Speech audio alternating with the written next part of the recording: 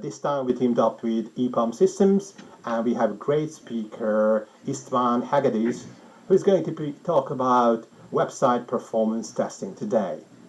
Before we will start, let me give you a quick overview who we are. So, among others, we organize the Teszt Tea meetup, obviously, which is the largest software testing meetup in Hungary. We are organizing the HUSTEF, Software Testing Conference. We work closely with ISTQB. We work closely with TMMI on test process improvement related initiatives, and also IRAB, the International Requirement Engineering Board. We have a website, so if you are interested in software testing related news in Hungary, please visit this website. We also have a YouTube channel. We have almost 200 videos from our meetups or HUSTEF software testing conferences. So if you would like to watch those presentations, please type Hungarian Testing Board to YouTube and you are going to find our YouTube channel. It's really worth to watch it, I think. We are always looking for volunteers to join our enthusiastic team. So if you would like to help us to organize this event or the HUSTEF or participate in reviews of the ISTQB materials, please contact us. Don't hesitate, it's fun. And HUSTEF is quickly approaching, gonna be between the 3rd and 5th of November. And as you can see, this is going to be the 10th HUSTEF. We put together, I think, a great program. If you would like to check it, visit the link on the top left corner. As you can see, the ticket prices are quite solid. So less than 50,000 Hungarian forints plus VAT. So I think it's worth to buy a ticket. It's not late. Ticket sales are open until the 3rd of November. So let's take a quick look at the program. So we have dozens of interesting presentations here. Loads of presentation about test automation. Here we have a talk about DevOps. We have different kind of experience reports from international speakers. Here we are going, Harry Sneed will talk about microservices. Then we have a couple of talks about basic principles of software testing. Attila Kovács and Istvan Forgács will talk about test case design. It's going to be the really cool stuff. It's going to be a double-length session. And we have loads of good stuff. For example, here we have Daniel Lakatos. He's going to talk about security testing. It's pretty cool, I think. Here we have a talk about successful agile test automation. And loads of good stuff. So please check the program, and if you have a chance, buy a ticket and join us between the 3rd and 5th of November. See you there and enjoy the talk.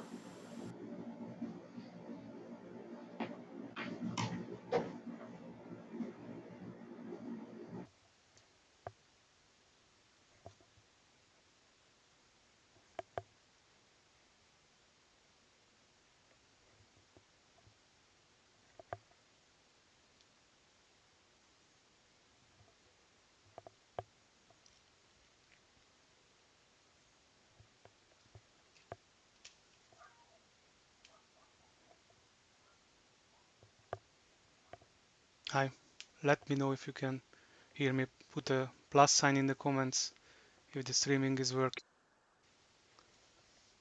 Okay, my helper is saying that you can hear and see me, so I will start. So, hi everybody, it's Istvan Hegedus. I'm a senior test automation engineer at EPAM, and today in the joint event on Teszt Tea and Z Nights, I will talk about web performance testing. So today's agenda is that we will talk about what performance testing is and why it is important, then how we can start to do testing. I will have an example with Gmeter, and after that we will talk about the common problems that you can face, and we will talk a little bit about what other tools can help you with performance testing. For questions, I created a Slido page. Here you can ask questions at the end of the presentation. I will try to answer those, or at least few of those. You can also use the event code, and my helper probably will add the question link to the comments, so you can check the link there and write your questions. Okay, so let's start, and I need to talk about first that what is performance testing. First of all, performance testing is a non-functional testing. It means that it deals with how the system operates or behaves rather than specific behaviors.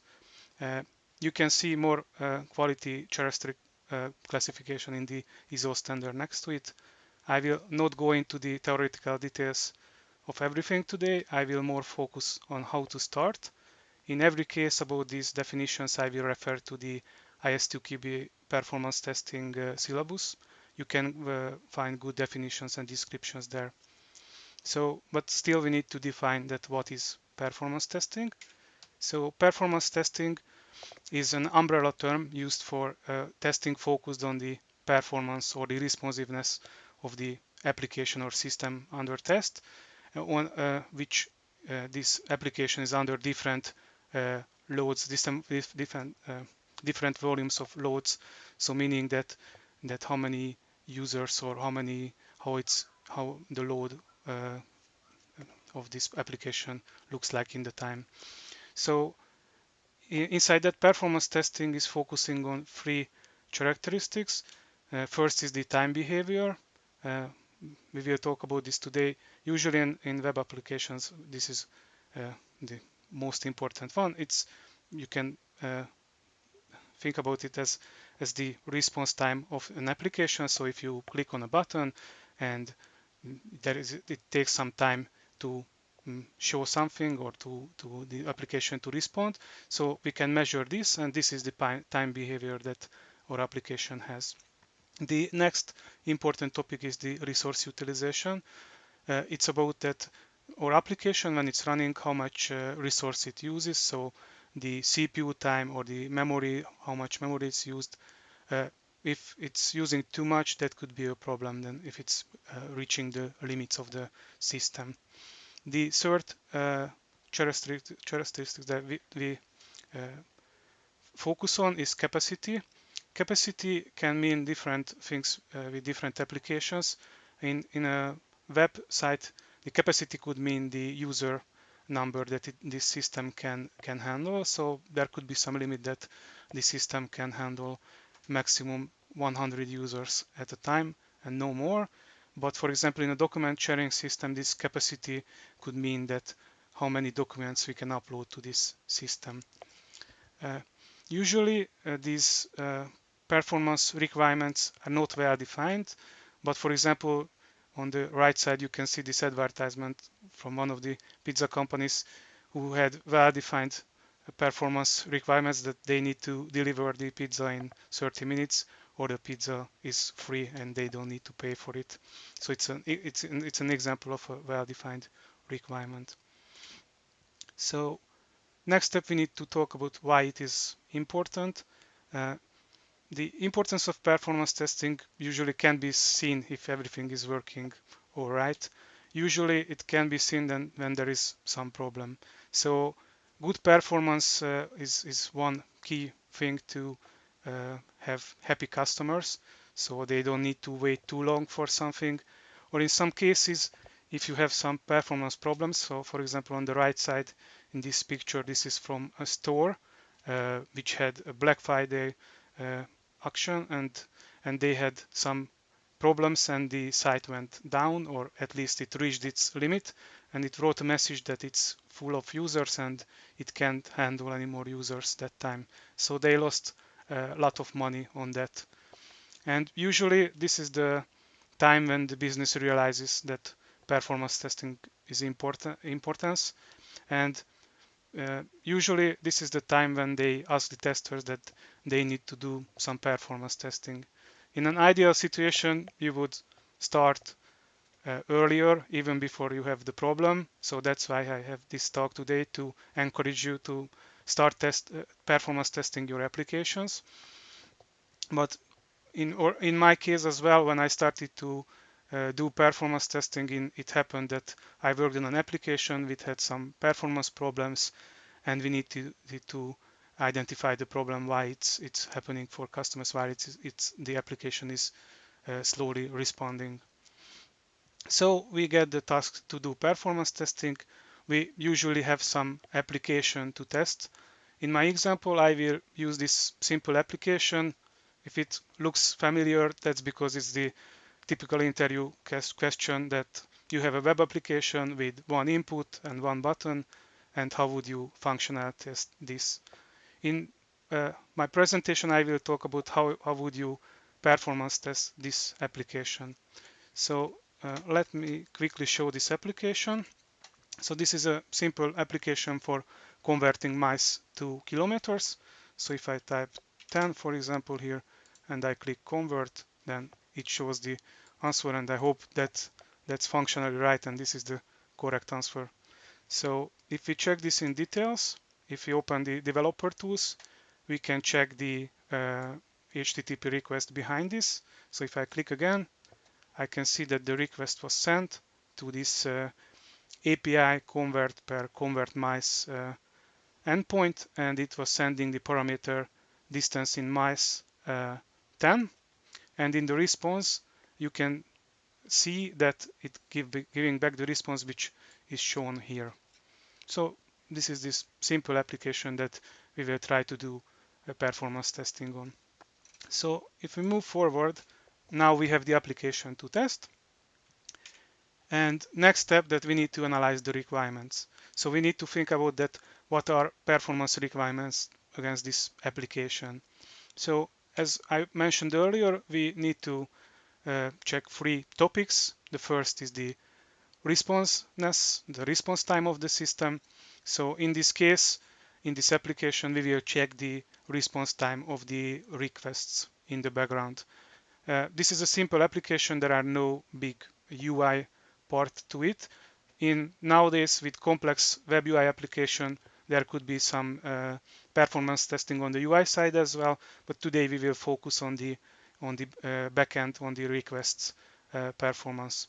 So in the response time, we will measure the response time. So if I go back to my application, in the background, probably here you can see the time. So it was 7 milliseconds to ask for the server to this request. So other important thing to check when doing web performance testing is the throughput, which is the equivalent to the capacity topic. So throughput defines that how many requests I can send or the server can handle in 1 second. So it will show that the capacity of the request, and from that, based on the knowledge that how many requests and how the requests are used, you can check that how many users this system can handle. And the third topic is the resources, and this you need to check that how much CPU or memory time is used, and with different loads if you are doing the performance test. Okay, next step is that we need to choose a tool for performance testing. We have way too many options. I put few of these on this slide. For today's presentation, I selected the tool based on 3 metrics: that how easy it's to use, the price, it's very important usually, and my experience with the tool. And based on that, I chose Gmeter because it's easy to use and it's free, so you can try as well after the presentation. So next step that we need to try to create our first performance test after we selected the tool.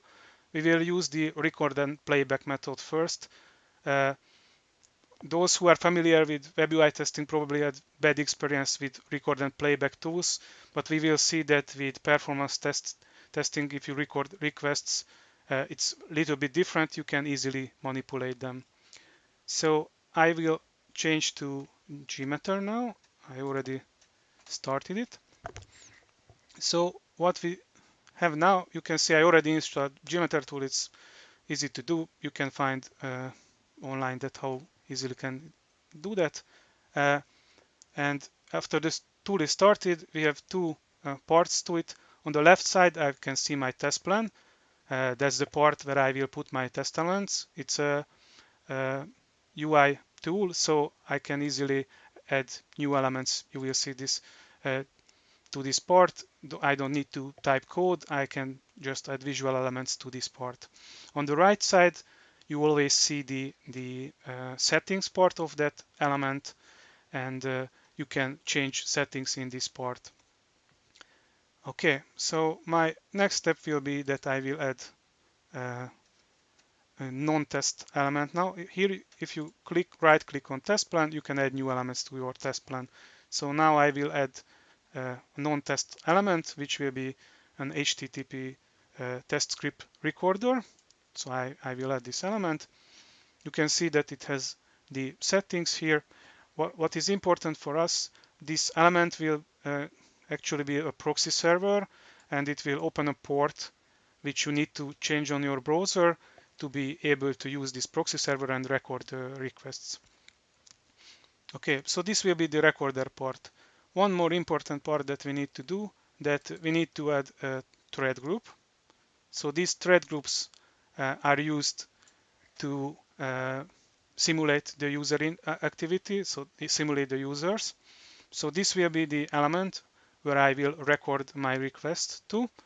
You can see there are a lot of settings to it. We will check this after we recorded the request. So next thing I need to do, I need to select in the recorder. I need to select one thing, that where do I want to save my requests. So I will select the thread group. I will click on start. I will get a pop-up that it's started, and that it created a certificate for if you want to capture HTTPS. It's encrypted and you can't do that. But if you install this certificate to the browser, which I already did, you can capture the encrypted traffic as well. So next step, I need the browser. I will use Firefox because in that you can separately change the proxy server from the system settings. Actually, I already done that. You can find this in the options, and you search for proxy, and the setting, I set it up localhost and the port number here. Okay, and after I done that, if I type, actually if I reload the application first, it's loaded, and if I click convert, then it shows the result. So if we go back to Gmeter and we open the thread group, we can see that there were 3 requests recorded. So we can check those a little bit more. The first request, you can see that it was using the server name localhost, and it was using the port number, which my application currently running. It was a GET request, and it has the path for the index page. So yeah, and if you open this up, you can see that the elements in this test plan are actually in a tree structure, and under this request there is this header manager. This has the settings for the request header, so you can here manipulate. So for example, if you check on the user agent, you can see that I was using Firefox and it's recorded this. So when I will send my request, it will send the user agent of the Firefox browser, and it will simulate that. And it's true for the other request. The second request, we don't need to care about. That's actually just loading the jQuery, and this is using different server, not my local server, and I don't want to test that, so I will delete this request. I will use the ones only which are going to my local server. So the next request is the actual API call. So this will be the one which we call, and will convert the miles to kilometers. So if you check here, we have the name for it, and the path you can check here. So still using the local server, it's still get HTTP request, and it's using this API convert mice pass. Okay, so after we done this, we can actually run our first performance test. So to do that, we can use this start button, and if I click on that, it seems that something happened, and after that it stopped. Oh, sorry, I forgot to stop the test script recorder. I will delete this one. So it seemed that something, if I start it, it seems that nothing happened. To see the results, we need to add some elements. So I need to add some listeners. So I will add the result tree listener, and I will add the summary report. So you can add these listener elements to see what actually happened. So I added these two elements, and I will now re-execute the test with the start button. And now we can see some results. Here we can see the results in a table format. You can see here that this one, this pair 100, which is actually our index page, we can actually rename that. And we can here remove the record number from that.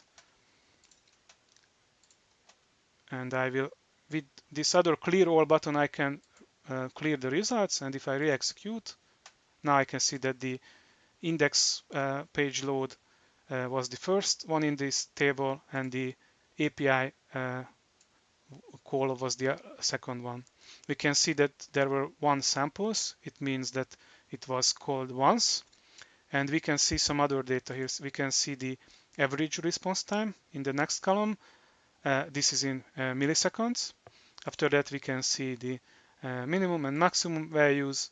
And what will be two other important columns for us right now will be the error percentage. It means that if the request gives back an error, so it's not coming back with a HTTP 200 something response, then if it's coming back with an error response, then it will show here as an error. And here you can see the throughput. So this is some other key characteristics that we investigate. Okay, so we executed this for one user, but we want to usually performance testing about more higher loads. This example will be more like a load test, which is in performance tests, we call load tests the ones which are closer more to the realistic usage. So here I will increase the number from 1. So if I go to the thread group, you can see here the setting that I have a setting for the number of users. So I will increase that to 10. I have some options for ramp up period. This means that how much time it takes to start all of these threads, all of these users. I will leave this for 1 second now. It doesn't make any changes for us now. Also, there is a loop count. I will also leave this as 1. So it will mean that it will start 10 users, and these 10 users will send these requests only once. So it will not repeat this part. This infinite setting makes sense if you want to have this test to execute for a period of time. So in that case, you can click infinite, and you need to specify the duration. And every time it executes, if it reaches the end of the request, it will start over. In that case, you probably need to add some delays as well, because if you infinite loop doing a lot of threads, that can be generate a big load on the server. So I will now clear the results, come back to here to the summary report, execute my test. Yes, and now you can see that there were 10 samples. So there were 10 requests sent. Now the average and the minimum and maximum values are different. And we can see here the convert mice, which is now showing 1 second. So in the other listener view, in the results tree view, I can check in more details the requests themselves one by one. It's important that these thread groups, when I set it to 10 users, those are starting parallelly and independently from each other. So they they totally working independently from each other. So these now seems that they are in order, that first the index requests are sent and after that the API, but this is because of the starting process and this can be mixed. We will increase the number and we will see example of that. So here we can check the request in details, and here you can see the request and the response data you can see on the next tab. This is for the index HTML, and for the API call, you can see that it was giving back the response for 10. It was giving back a little bit more than 16. So if I check the request part, you can see that here this was the endpoint where we sent this convert mice endpoint, and we sent the parameter distance in mice equals 10. Okay, great. So one more thing we will try to execute for 100 users, and we will check the results. And now you can see that the average response time is now is 246, around 246. So let me jump back to my presentation. So before the presentation, I also executed this test. I got some results to it. So here you can see my actual results was 77 milliseconds average for this convert mice request. And you can see that the throughput was around 10 per second. So it seems that great, we are done. I did our first performance test, except there are few issues that we didn't notice, or hopefully some of you already noticed. The first is that when we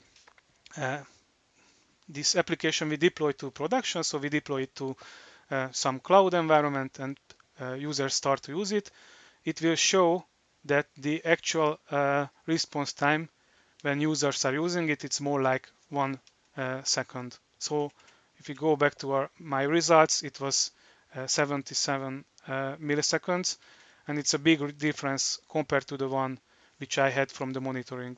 This monitoring is from the cloud system, and it shows correct data, so we know that there is something fishy going on with our performance test. So we start investigating that why is that it's showing, the performance test is showing different than our monitoring. And if we check our application code, we will notice that we are using cache. So on the right side you see the actual code that it does. The one trick I did that to simulate the calculation that it takes time, I added a thread sleep. So I'm waiting 1 second before giving back the result. But this is only at the first time. If you ask for the same value, so in our test, if I jump back to Gmeter and I check on the result tree, we always checked for 10 miles. So we used always the 10 mile for checking that getting the response. So when we first ask for what is the converted value for 10, it's cached it, and after that it's giving back really fast that same value. So that's why the difference. So if real users typing many different numbers, then it will be not the same as with our tests. So we need to fix that. The fix for that is that we generate test data. In this case, we will generate different numbers. It will be easy. And we will using test data feed to feed this test data to our test. And what is important also with the fix that we always need to validate our results with the monitoring. So even if we are running on the test environment, we execute the performance test, checking the response time, and we can compare those with the monitoring. And we can see that if there is any difference. So for the fix, you can see here that it's a really easy solution. I would add a CSV dataset config. I already did this just to have spare time. I show this on the screenshots. So I added a CSV dataset config element on the thread group. And what I needed to do that adding a file name here in the settings, and it points to a file called input CSV, which has numbers in it except the first line, which is a header line, and this is important because this line will be used as a variable name in the next step. So when you setting this up, there will be a variable automatically generated called mice, and you can use this in the request. And if I jump to the next slide, you can see that the original request I had, I can change the distance in miles. So if I go back to, just jump back a little bit on the actual test itself, you can see that here it has 10 in the parameters, but now I will change that to this variable mice, and it has this syntax that you have dollar sign, and in curly braces you will put the variable name. And after I will execute that, it will every time will send a different number from that file, and you can here see that now my results here are now more closer to the 1 second, so my performance test working correctly. So this is great, but sooner or later, a new colleague changes this input file, and we notice again that it's we getting faster responses again. So, and we check that, oh, there were no errors, because if there would be errors, that could mean that probably the error is coming back too quickly, and that's causing the issue. So we and now we check that the monitoring is showing the same. So these are real data. So why is the response time less than 1 second? And the answer to that's because our tester colleague was using wrong number format. In Hungarian, we have different number format than the US version of the number format, and it was generated from Excel, and it was using wrong format. And actually, you can see I made a print screen from the browser, and that in that case it will give back response wrong input. So for the fix to fix this, we need to use response assertion. So we add a new element again. So for the request, we add this response assertion, which will help us to check the response. So in this case, we are setting it in a way that the pattern matching rules, we set that it should not contain the wrong input pattern. So it will mean if it contains this, then it will fail the request. So it will show an error. So if I jump to the next slide, you can see that I executed the test again, and it is showing that the error rate was 100%. So all of the requests failed. From that, we know that there was an issue, and we can check that it was with the input. So after that, we fix the test data, and we planning to run a long test. We can run a long test because we want to test the stability of the application, if there are any memory leaks. So we run a 3-hour execution, for example, and at the end, we check the results again. And if you check the result tree, we will see that there are a lot of failed requests, which has internal server error in it. For that, the problem is that we have these errors, and after 3 hours we realized, and this is actually probably a functional error, and it's not. So we need to fix the functional problem first before doing performance test. In my case, I created this simulate error input. So if you put simulate error as an input to this request, then it will intentionally throw an exception and fail the request. So that's how I managed to have this in my example application. And to fix that, we usually do that we are executing a smaller smoke test before running a long execution. And if we see that in the smaller smoke test we have some issues, then we can check that what is the issue. So if we should still do the performance test, or we need to fix some functional problem before that. And if you've done this on your project or with this test application, if you do this, the next steps which could be done and important is that you need to create informative reports for others. I didn't show this here, but in Gmeter as well, you have options to do create graphs, and but there are a lot of other tools, like I have an example here with Blazemeter, and this sometimes more informative for others than just showing the data in a table.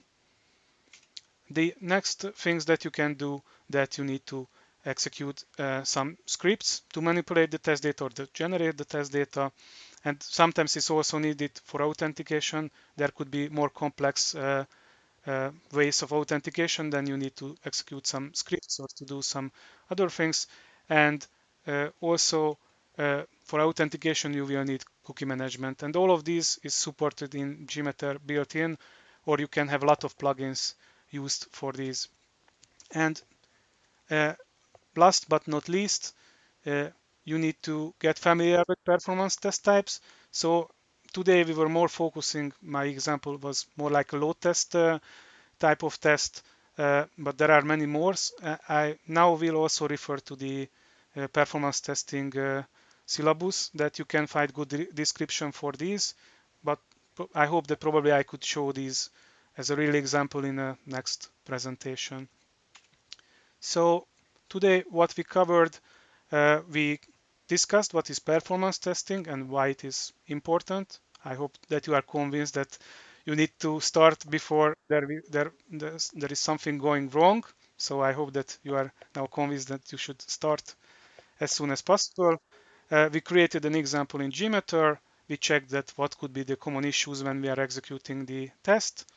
And we see that how important is monitoring, and monitoring is a useful tool for us in performance testing, and also these report generator tools are very good tools.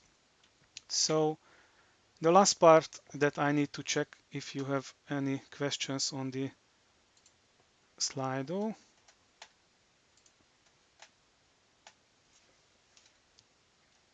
Yeah, there is a question that where do you run the app under performance testing? Is it deployed to an environment specifically for this, or it's a generating staging or else? In this case, I was executing it locally. So this is not a best way to do. Usually we want to have our performance testing tools or load generator tool and our application running on separate system, because if you are doing real performance testing, if you the load generator tool eats the memory, then your application will have less and it can affect your measurements. And the next question, yeah, do you run performance test on each commit? And if yes, how do you detect performance regression? To short answer to that is the ideal way is that you execute a short test for every commit, and you can create reports from that, and you can, with the reports, hopefully you can see some trends happening. So you can see that one of the requests are getting slower or that. And one last question, which I will answer. Probably the later ones I will pass because there is another presenter after me. So the last question I will answer. The others I will answer offline in this tool. So what do you use for monitoring? In this case, I was using the application so I uploaded it to Azure, and I was using App Insights. So if I jump back on my slides one more, actually you can access the material on GitHub. I will put this into the comments and you can check in detail. And also, if you have any question, you can reach me on my email address. So thank you for your attention, and please stay because there will be another presenter after me, and hope you see you soon in a live event, and bye bye.